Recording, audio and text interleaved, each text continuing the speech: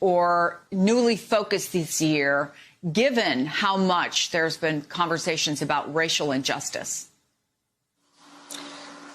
Thank you so much for having me. I think that it is crucial that we understand that Black trans people have been the blueprint for the struggle for Black freedom for forever. We, the founders of Patrisse Cullors, Opal Tometi, all three of them started Black Lives Matter with the intention of Black trans women being at the center of this work. As the movement has grown and as time has passed, we've perhaps moved away from that in some ways, but I think that in general we have to understand that this moment that we are experiencing requires and necessitates the presence, uplifting, and empowerment of Black trans people.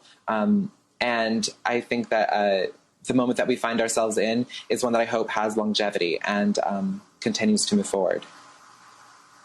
We've only got a minute left, but give us some specifics about how people can do that. Because let's say I'm an ally. I've done my research. I've familiarized myself with the struggle of trans people. Maybe even I've donated or I've utilized my privilege. What specific step would you say to people that they can do individually?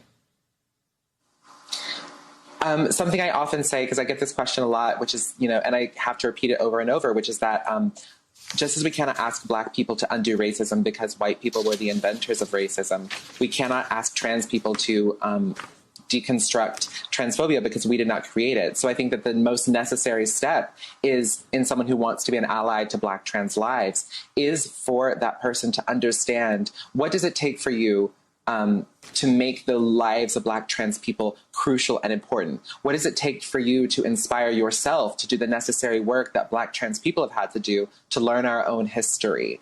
Because we don't just get taught our history, we have to look it up as well. We have to find ourselves, we have to write ourselves into history books that have erased us. And so I think that it is the necessity of any cis person who wishes to be an ally for Black trans people to understand, what do you need? Because people are dying.